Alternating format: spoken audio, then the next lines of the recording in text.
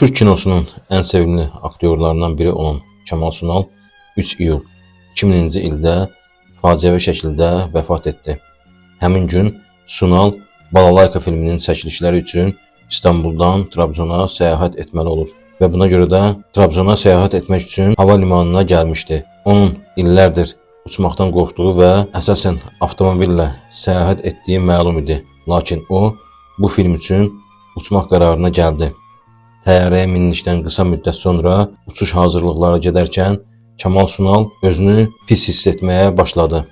O, şiddətli sinə ağrısından şikayətləndi və tezliklə huşunu itirdi. Təyyarədəki sərnişinlər və heyət dərhal kömək etməyə çalışdılar. Tibbi briqadalar çağırıldı və Sunal tez bir zamanda xəstəxanaya aparıldı. Lakin bütün səylərə baxmayaraq Kemal Sunalın infarkt keçirdiyi və vəfat etdiyi elan edildi. 55 yaşında sevənlərini tərk edən usta sənətçinin ölümü Türkiyədə böyük kədərə səbəb oldu.